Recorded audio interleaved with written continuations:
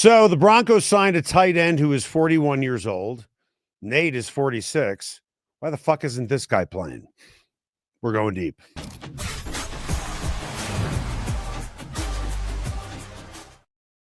Dude, I know that you wanted to be a receiving tight end, but if you were a better blocker, you could still be playing and you would not have to sit next to me and do a show. Yeah. I prefer sitting next to you, man. Do you? Yeah, screw the NFL and that huge paycheck and all the girls and all the excitement and the adrenaline and all that. I like this here with you. I like going deep.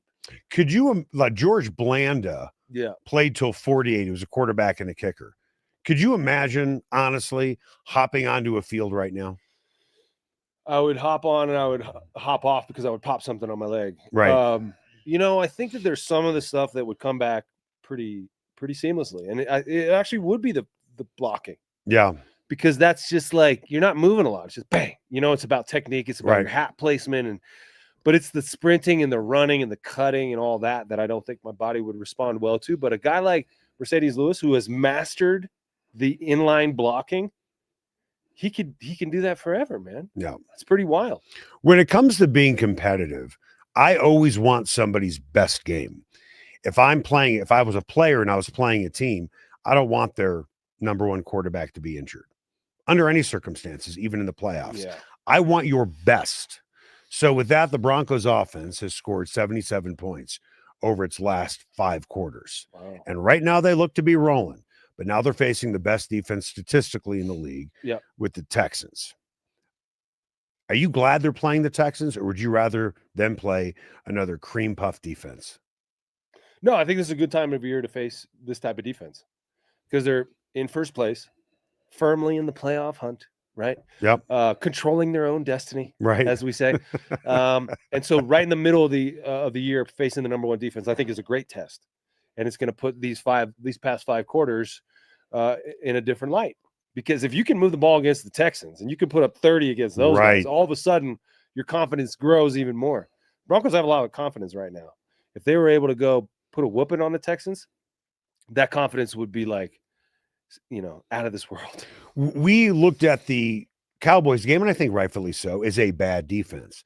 But what did the Broncos do, and what have they done over the last 5 quarters that make you believe that they can do this, not, 44 points in a game, but move the ball consistently against pretty much any defense? And I'll give you a couple of examples, or I'll give you one strong one. They didn't have as many personnel packages against the Cowboys. So if they take care of themselves, what does that look like on Sunday? To me, it's running the football effectively. And oh, by the way, don't kill yourself with pre-snap penalties either. Yeah. They accomplish 2 things. Yeah. Not as many pre-snap penalties, not as many penalties, period, less personnel packages. So how does that look? And I think the 2 are related because the personnel group wastes time. Sean Payton takes the first 8 or 9 seconds of that 40-second play clock to think about what that personnel group should be, what the play should be. Once he finds the play, he yells out the play, personnel group, and they got to switch. Guys have to run off the field, guys run on. Now you're in the low 20s. Then you're in the huddle. Now you're running out of the huddle, and guys are trying to get set real quick, and they're not sure where they're supposed to be. A lot of the procedural penalties are, illegal formation or motion or things like that happen when you don't have time or you're hurrying. When you have enough time to get to the line of scrimmage and survey things, and you don't have to hurry up with the motion and the shifting, it allows a smoother operation. So I think those 2 are related. But it also, to me, allows J.K. Dobbins to do some of that. Captain Crunch. Right. Eat. Leave him out there. 9 yards. And if you look at the play-by-play of the game against the Cowboys, and I know the Cowboys were a Pop Warner defense. Yeah. Bengals are worse, by the way. Yeah, somehow. But still an NFL team. And you look at it, was 9-yard run, 7-yard run, 8-yard run, 4-yard run. And when you're doing that, first of all, J.K. Dobbins stays on the field. The offensive line gets in a rhythm, and then the play action pass works because they're afraid of you doing that. When you don't run it effectively, they're not afraid of your first step. They don't go with you because they think you're not going to go that way. We're just going there because we're tricking you. Right. But when you pound them in that direction, and then they start to move with you, and that's when the play action opens up. So the key to me is Bo Nix feeling comfortable back there, and the way you do that is run the ball effectively. All right, this show is brought to you by Landmark Lincoln, and the brand new Lincoln Navigator has everything you want in a ride, luxury and power and style. That thing is an absolute beauty. Go take it for a test drive today at Landmark Lincoln off of Englewood. Can I say real quick something? Yeah. We're matching, man, today. A little light blue. It's a little blues. Well, this is all purple. You must be colorblind. The shirt is blue? It's purple. I am colorblind. Are you? Yeah, I really So am. is my father. Oh, really? Yeah, this is purple, and actually that's a purple shirt. Don't lie. It is. Come it's not only a purple shirt, this is a purple jacket. There's different colors in that jacket other than purple, though. There's a stripe of blue in there, but it leans more towards purple. But thank you for noticing. Purple leaning. It's funny. I was going to dress very differently for the show today. Oh. But I figured I didn't want to jeopardize my my professionalism. I was going to come in, no joke, dressed in a pair of jeans, a shirt like that, and my hat on backwards. Because with Halloween tomorrow, I wanted to dress up like you. Oh, I don't want to disappoint you then. I should have dressed up like you today. No, you don't have to. I should have. Well, I bet you have more jackets than you know what to do with. I think you probably have more jackets than I do. I have a few. So looking at this Broncos offense, I'm going to give you three choices. They have gotten better, clearly. But in all fairness, they have feasted statistically on a number of teams, but specifically three. If I said to you right now, and this is a fact, the Broncos have a top 10 offense in football, which they do. Do they feel like a top 10 offense? Depends which quarter you're watching them, right? That's a great point. Yeah. And those numbers are inflated by those last 5 quarters. And I'll give you some of them. So the Bengals and Cowboys have the two worst defenses in football. Over 500 yards against the Bengals, 28 points. Over 400 yards against the bad Cowboys, and they scored 44 in that game. And then against the Giants are one of the worst defenses in the league as well. And the Broncos offense racked up over 400 yards. Sometimes I think stats can be very misleading. I think those 3 games, and by the way, Titans defense isn't very good. In terms of yards given up, the Colts defense isn't very good. Yeah. So on Sunday, they're playing a terrific defense.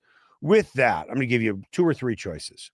The Broncos offense at times has struggled because A, they're not that overly talented. Number 2, the defenses that they are playing are more than pretty good. Or C, they keep killing themselves. And if they stop killing themselves, it doesn't really matter what defense they play. They should be productive. I'm going to go with C, Johnny. I'm going to go with a C. Self-inflicted. Right? Try to draw the pistol and you shot yourself in the foot. Did you just go all Aqib Talib? Whoa. Too soon. It's not too soon. It was years ago. No, I'm kidding. I wouldn't say that to Chris Harris, but I could say that to Burris. That was the shot heard around the world. Yeah, he was wearing sweats at the club. So maybe not a great place to keep your pistol. But no, I think this is the Broncos holding themselves back. And this is Sean Payton's still learning how to use this unit, his wish list, you know, the things he wants to work versus the things that do work, that September sort of inconsistency that happens there with him. And by the way, in October, they're perfect, right? Mm-hmm. And so I think that he's figuring out how to use this unit. J.K. Dobbins is the spark plug right now. He is the most productive member on this offense. So you got to give him the ball. And the more you give him the ball, by the way, it's not just J.K. Dobbins in space. I mean, he has great instincts and great feel and cutback and vision and all that. But the offensive line loves it when you fucking attack. Right. They don't want to step back and have to catch these defensive linemen. They want to attack them. Right. Put your face in their freaking throat. Make them have snot bubbles come out of their mouths, just drip off their chin, and then stand over them laughing. That's what they want. Right. They don't want to be punching bags. And so you allow them to fire out of their stance, set the tone, and the play action pass is working. By the way, Bo Nix just looks so much more comfortable when the running game is being relied upon. Right. Early in the game. When you put him back there in shotgun right off the bat and say, just throw it to start us off, he doesn't like that. Right. And he seems off to start. But you let him hand the ball off, you let him get the movement going, some easy, quick passes, then Bo really comes to life. I think that's the answer. I don't think this is necessarily a fair question with the way I'm asking it, but I don't think it's unfair either. What has happened to C.J. Stroud since his rookie season? Started smelling his own ass, as they say. Is that what you think? Yeah. Or do you think it's injuries around him? No. I mean, Yeah, I mean, I'm sure he's still working hard and stuff like that, but you got to be careful not to read your own clippings. Yeah. Right. And he was pretty much anointed after that first year. He was. There are also some rumors that once he started dating a certain person, that it, like, I mean, those kind of things who knows what's going on off the field is what I'm saying. Right. Like a lot of times your off the field personal life can affect what's going on the field. And when you get celebrated and, you have a really fantastic rookie year and people give you awards and want to tell you you're the next whoever. Yeah. And then you get invited to parties you weren't getting invited to before and endorsement deals you didn't have before and Right. girls sliding into your DMs that weren't there before. Right. All of a sudden, who am I again? What is important to me again? And that can kind of take some recalibration. Now you can shake that off. He might have a couple of years where he realizes, wait a second, that wasn't me. I got to get back to work and find who I am again. I don't know for sure. I'm not in his life, but that could be it. But it's also something we talk about a lot. Who's responsible for a quarterback's success? Is it just him? Or is it the system around him? I mean, didn't they lose their offensive coordinator that he was there his first year? He's moved on. Weapons change, the offensive linemen change, your own health. Maybe he's got a bum shoulder he's not telling anybody about. I think there's a lot of things that could happen there. But for a quarterback to have the kind of season he did in his first year, it takes everyone around you playing at a high level too. Broncos win this game on Sunday? I think they do. And what are you betting the under, even if it's 14 points? What is it? I have no idea. It's probably, if I had to guess, 38. Yeah. That's a total guess. John, can you look that up to let us know? You want me to look it up right now? Sure. This is live. Keep going. Keep talking. Yeah. So whenever I hear about, a narrative going into a game, yep, a lot of times the narrative gets blown to smithereens. Yep. So I wouldn't be surprised if this is a more high-scoring game than people assume it will be. The Broncos defense, for example, missing Pat Surtain. That's going to change things. I'm sure we'll talk. Is this good, like TV, so to speak, that I'm literally on my phone? Not looking. They're looking at me, so they wouldn't even know because the one shot's on me. That's a really good. Wow. Shoot. But I think the Broncos will find a way to score some points against this team. Yeah. And I think that how many? 24. That would be something. Wouldn't it? Yeah, it's definitely doable. I got to put my phone down for this. So I talked about this with Bruce Hurdle on my podcast, Hot Takes, this morning. I'm going to ask you the same exact question. The Broncos, I don't want to say shut down the Cowboys, the number one offense in the league, but they certainly contained them to 17 points, which is more than pretty good. Yeah. We saw the defense, the Broncos defense, against a great offense. Now we're about to see the Broncos offense against, I don't want to call them a great defense, but they're the number one defense. If the Broncos score 24 to 28 points, why shouldn't we believe this is a serious, and I mean fucking serious, Super Bowl contender where the defense shut down essentially the number one offense in the league and then put up 24 to 28 against the number one defense? Why shouldn't we believe they are the team? We should believe it. Because it's fucking real. No, I'm serious. If that happens. What do you think the score is going to be? 14-10 or something like that? 17-14, 20-14, something like that. Nah, Sean Payton, he's not watching it. He just twitched a little bit. He felt you say that, and he went, yeah. He's like, why did I feel that pain? Because someone thought I was going to score under 20. Sean Payton doesn't score under 20. Sean Payton teams, unless they're in London, playing the Jets. Right. The Jets are an organization, a formidable one. I think that the Broncos' momentum, the confidence they have right now, is going to spur them on to take the challenge and score some fucking points. They just did the same thing last week with their defense, right? Facing the number one offense in the world. The Texans give up 14.5 points a game. Yeah. They did a pretty good job against Baker Mayfield. Did a pretty good job against Matt Stafford. And those offenses are pretty good. And they didn't score 24 to 28 points. But you think this offense will? Well, the Cowboys put a bunch more points on some other defenses, and the Broncos defense had to hear all week that the Cowboys' number one offense is coming to town. So the Broncos offense better come correct or else, because they're going to score at least 30. And if it weren't for that garbage time touchdown at the end there, they held him to 17, right? Yeah. And so, Dak wasn't on the field, so it doesn't count. Right. To me, it doesn't count against the Broncos ledger. Right. And so I think the Broncos are taking a similar approach offensively this week. Yes, we're facing the number one defense. So go ahead and think that we're not going to put up points. Right. We're preparing to go put up 30. If they score 10-14 against the Texans, win or lose, they score 10 or 14 points, I use bullish on this Broncos offense. I wouldn't say I'm bullish on the offense. Because to me, it's a tipping point type of thing. Yeah. If they come out and score a bunch of points on the Texans, even if they lose, which I don't, if they score 28 points, I expect them to win. Yep. 24 points, I expect them to win. But if they score those type of points, I think we're talking about we have seen the potential of this offense and defense in consecutive weeks. And the offense is riding high over the last 5 quarters. But if they score 10-14, does it make you pause and say, when they play against better defenses, that could be a problem specifically in the playoffs? Not I use high on these guys because I wouldn't be. Well, I would. I mean, you'll see how the game goes. You got to use the eyes, pass the eye test. Who wins? What does it look like? I mean, Right. Anytime you look back on a team's stats throughout a year, there are going to be some good teams they face. There are going to be some bad teams they face. Their Right. stats are an amalgamation of all that, right? To me, it's how good is this offense? I'll know on Sunday. Okay. That's exactly how I look at it. They're going against the best defense in the league. Let's see what they can do. Yeah. I know what they've done coming in, but now you're playing a real opponent on defense. Yeah. So let's see what they can do. And if they are terrific, wow, look at this. Look at the potential here. But if they don't play well, it's back to the drawing board. I'm sorry. What do you mean drawing board? Because they'll still be in first place. I understand where they are as a team. I get that. Yeah. And I'm not going to necessarily call the defense a liability if they score 10-14 points.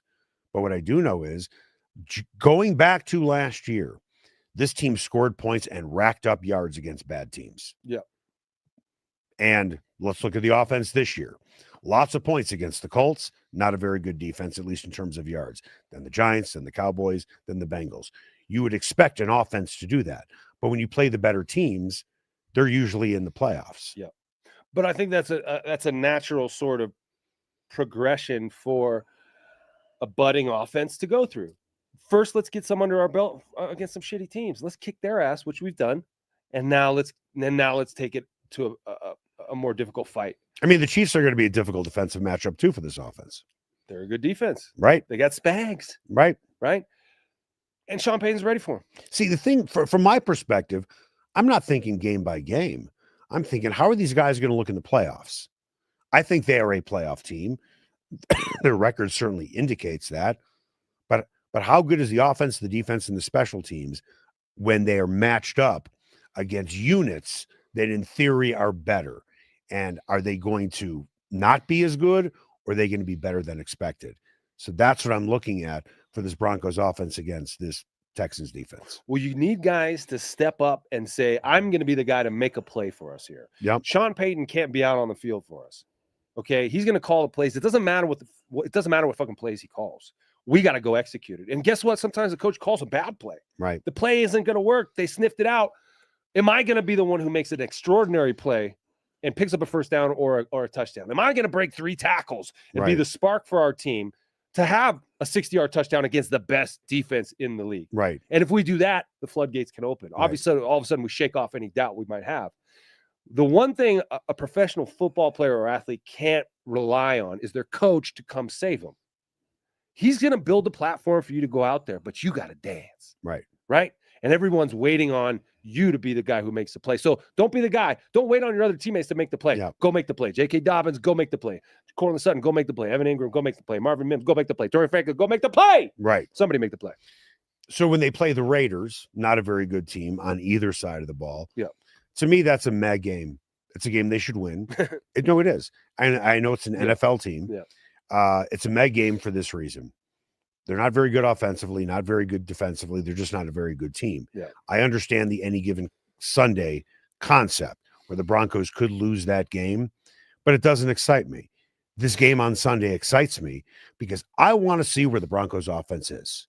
Yeah. I know what I saw last week. Yeah. I know what I saw, in the fourth quarter against the Eagles. I want to see if they're really that good. Yep. That's what it all boils down to for me. And I think that there's a lot of curiosity within the building along those same lines. Yeah. I think the players themselves are ready for this test and want to ask themselves the same question. Who are we really as an offense, particularly facing this defense? Because not only is this the number one defense in the league, this is a team with its back against the wall. This is a must-win for them. Yeah. They have playoff aspirations. They made the playoffs the last 2 years, right? Something like that. Something like that. I mean, been pretty good under D'Amico Ryans. Very good. And all of a sudden, they get off to a slow start. They won last week. They got the number one defense. If their offense could come around, there can be a good team. But they know that if they lose this game, their playoff hopes diminish quite a bit. Right. So the Broncos are going to get their best shot. It's at home for them. It's going to be a loud crowd. When you played and your offense was always, generally speaking, very good with you and Jake and Rod, really good offensive line. Not really you, but there were other players. Point is, when you knew you were going up against a great defense, was there a little extra jump in your step where it's like, this is going to be a real test for us? Not to say you dismiss everybody else, Yep. but you know you're going to have your hands full and we better be dialed in. And you look forward to that to show our offense is better than this number one defense. Was there any extra oomph there for you guys, or was it always every game's the same? You know, Unless it's a division game. Yeah, as disappointing it is to hear, there ain't no extra oomph for a statistically better defense. We want to do what we do against everyone. We want to stomp everyone into oblivion. And we do that by doing what we do well and not worrying about necessarily what you do well. Now, you game plan, you scout your opponents, you come up with some wrinkles that you think might take advantage of some of their tendencies and stuff like that, but you don't completely change your offense going into the week to face a certain defense's strengths and weaknesses. You say, what we do well, it doesn't matter how well you do what you do. Right. We're going to be better. And so the question is, what are the things the Broncos do well? What are the things that are going to work against anyone?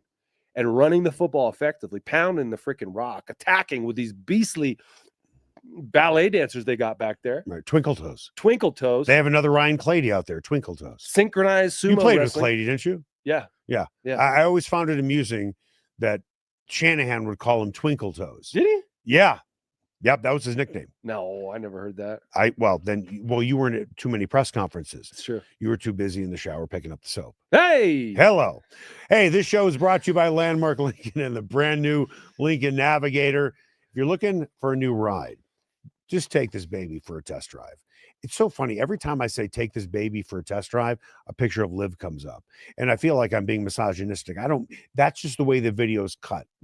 All of this is ad-lib. There's no script here. Oh. But every time I say take this baby for a drive, Liv always pops up. And I feel badly that I'm saying that because she's up on the screen. Take the car for a test drive. So just say that. You can find Landmark Lincoln off of Broadway in Englewood. Before you get into the next question, can I just mention, I haven't touched the microphone once this show. Good for you. And I'm not going to touch it again. Are you... He doesn't like when I touch the mic. It's not that I don't like it. It's you have a thing about holding things. I'm not going to touch it. No, but you've done really, really well. Thanks. Okay. Adam Schefter reported the Broncos have made some calls about available wide receivers for next Tuesday's trade deadline. Would you trade, I don't know, 4th, 5th round pick for a guy who you know is a solid number 2 next to Cortland Sutton, or do you ride with Franklin, Bryant, and Mims? I took a solid number 2 this morning, and so I thought I should get that out right away this morning. And who does number 2 work for? And then when you sit down, it's red hot magma. Yeah. No, I think it would be a mistake to trade for a guy that you would want to be a number 2. I think that the guy, say that one more time. I think it would be a mistake to trade for a wide receiver that you would want to be your number 2. Okay. I think the receivers you got now are very good and are young and are developing and are inconsistent. And you're in a Super Bowl window and you have an opportunity to make a trade to make your team better. Franklin has a chance to be very good, but he's like all young players. He's inconsistent. Pat Bryant, young guy, love the fact that he blocks. He seems to get open. He does make plays, but he's young. Mims, concussion protocol right now. We don't know what his situation is going to be. I mean, when you're looking at who eventually is going to be the number 2 wide receiver on this team in the next 3 years, as long as Cortland Sutton plays, it'll be probably Franklin or Bryant. But if you are competing for a Super Bowl and you have a chance to improve your team with a proven veteran who has been consistent throughout his career in this window, you don't take a chance? Or do you roll with Franklin, give him more reps, Bryant, give him more reps, and hope that they are ready for the playoffs? Yeah, I would do the latter. I think that their development is important for this team and figuring out exactly who they are. And the way you do that is give them opportunities. Right. Yes, we talk about the Super Bowl window opening. Yeah. Is this the year that the Broncos truly win the Super Bowl? I don't know. You don't know. You don't know. Maybe, but if you're reading the tea leaves and looking at the development of this roster, they're going to be better next year, right? Yep.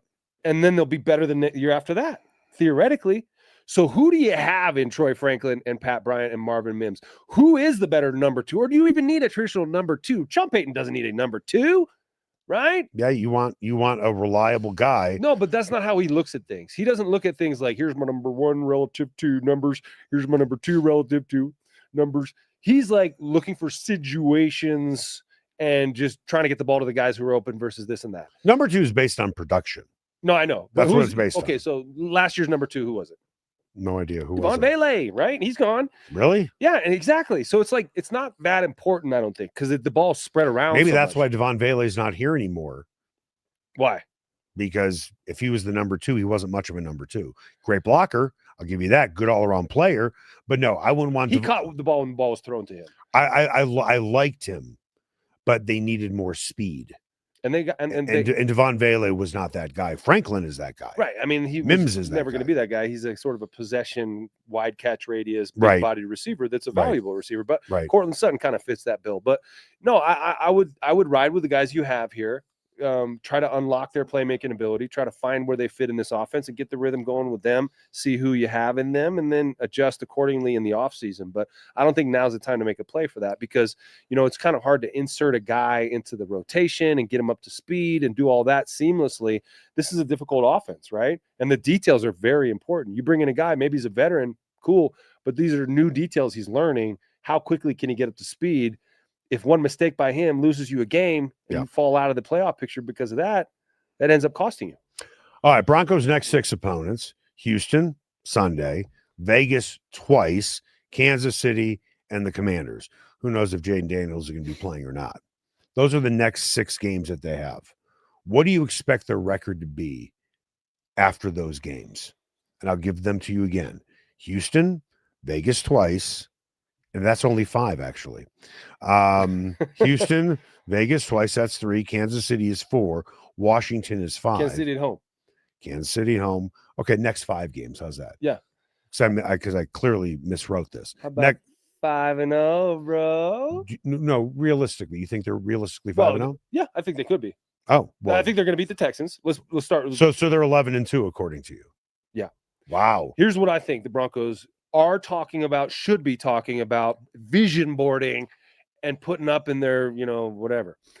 Home field advantage, number 1 seed. That's what I'm gunning for. Correct. Why not? You're in first place. Yep. They're chasing you. Yep. Let's widen the gap here. Now, the wild card there is the Chiefs coming into town. You got to beat them. And that's going to be the hardest game you ever played. And that has tiebreak written all over it. Exactly. But the Commanders seem like a diminished team, and Jayden Daniels seems like he has lost some of the juice, maybe on that C.J. Stroud regimen of reading the clippings and going to the parties you shouldn't be and getting on. He runs a lot. Yeah, he runs. Exactly. That was part of the thing we talked about last year. He puts himself in danger. C.J. Stroud doesn't run as much. He's more of a pocket guy. More of a pocket passer. But Jayden Daniels' lack of availability clearly affecting this team, right? Yeah. And so I think they're all winnable games, but that Chiefs game is going to be really huge. And if the Broncos are able to beat the Chiefs and go to 11-2, they'd be sitting pretty, because I do think the Colts are going to have, another couple losses. They play a couple difficult games. And then is there anyone else with just 1 loss right now in the AFC? Colts? Yeah, that's it. I think so. I think there is a path for the Broncos. Yeah. Patriots are 6-2. Broncos are 6-2. There's a path for the Broncos. And imagine that. Imagine how cool that would be. The number 1 seed. The Super Bowl comes through Denver. I don't think they're going to get the number 1 seed because they lose the tiebreak to the Colts. That's unfortunate. The Colts have to lose 2 more games. The Broncos just can't lose again. That's what I'm saying. They lose the tiebreak. If both teams finish with 12 wins, then everything goes through Indianapolis. What I'm saying is the Broncos are not going to lose again.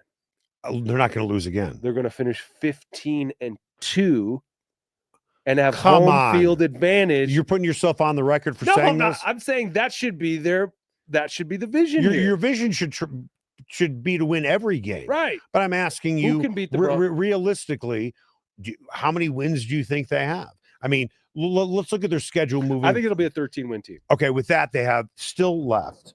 They have the Chiefs twice. Yeah. They have the Chargers again, who don't look like the same team. Yeah. They have the Packers. They have the Texans. Those are the big ones coming up. I think it'll be a 13-win team. Oh, they also have the Jaguars as well. Yeah.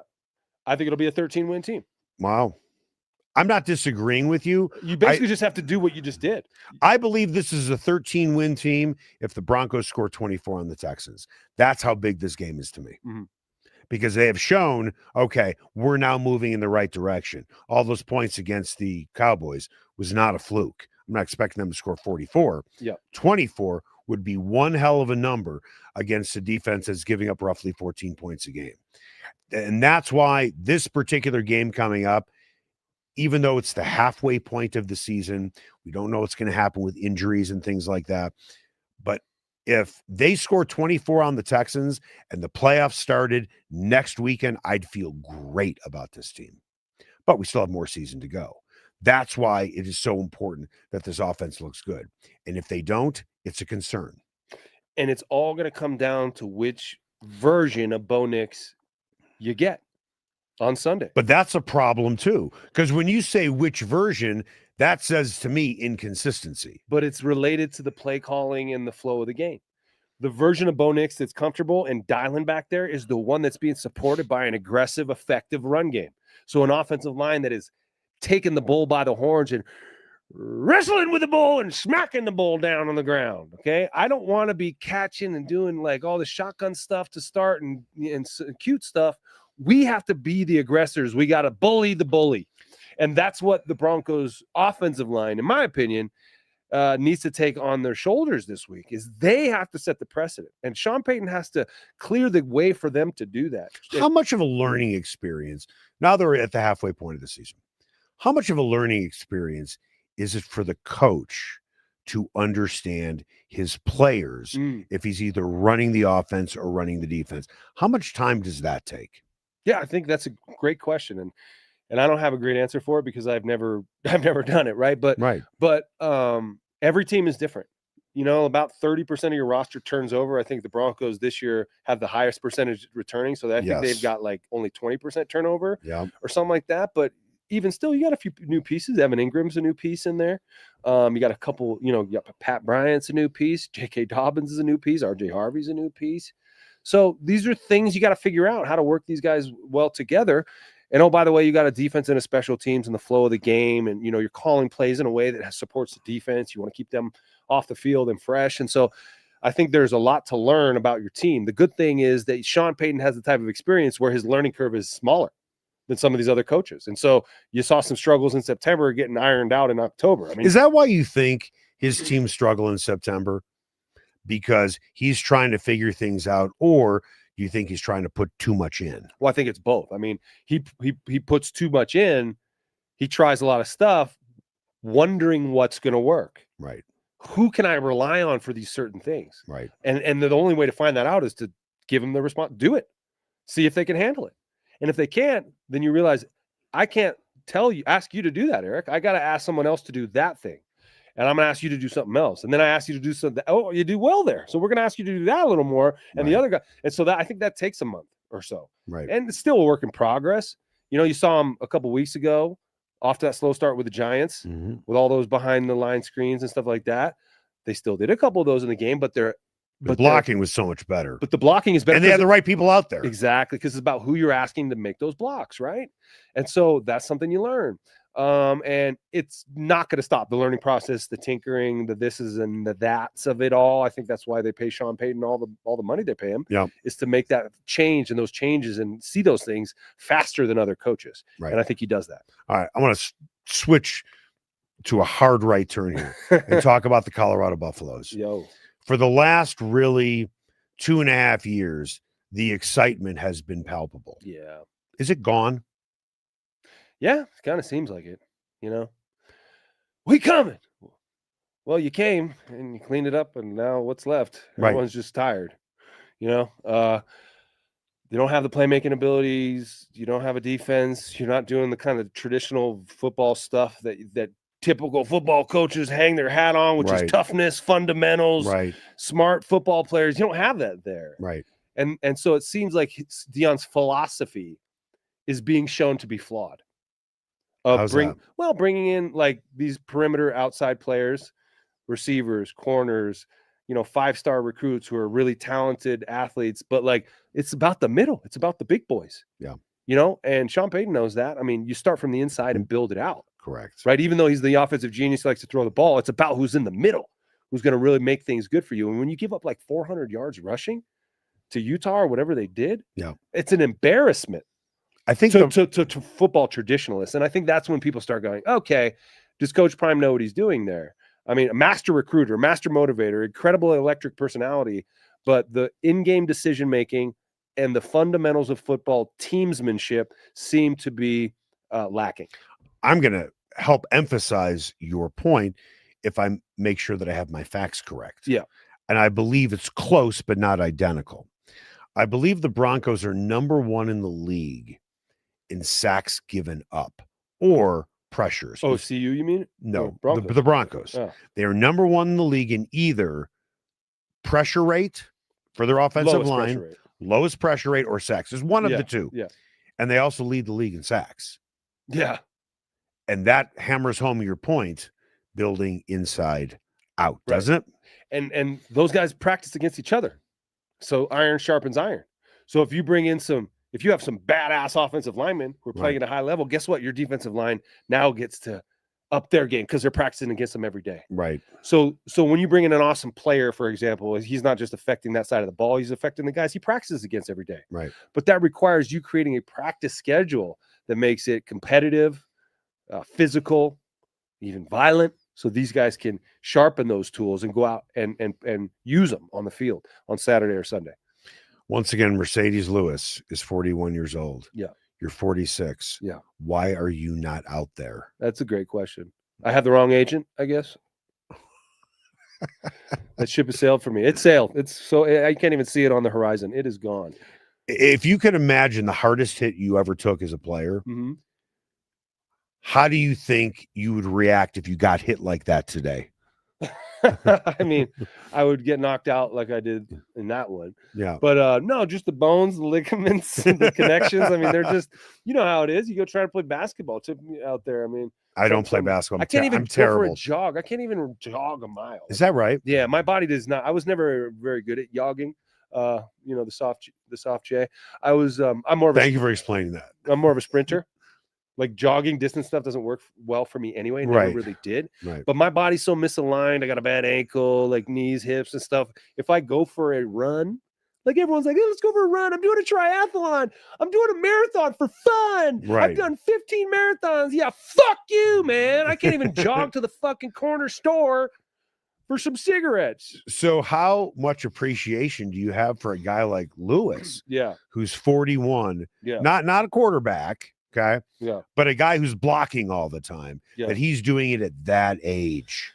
Yeah. I mean, those are just tools he's got in his tool belt. I mean, he's just going to work. He's got his hard hat on. These are movements that are so refined for him. Yeah. I mean, he can do it in his sleep. It's something, he's so big and physical and strong, and his technique is so good. Yeah. He gets his hands on you. You can't move, and he's logged a lot of hours. He was drafted, I think, in 2005 or 2006 or something. You were playing. Think about that. We were contemporaries. The guy who is playing for the Broncos now was playing when you were early in your career. Yeah, yeah. What year did you come to the league? 2003.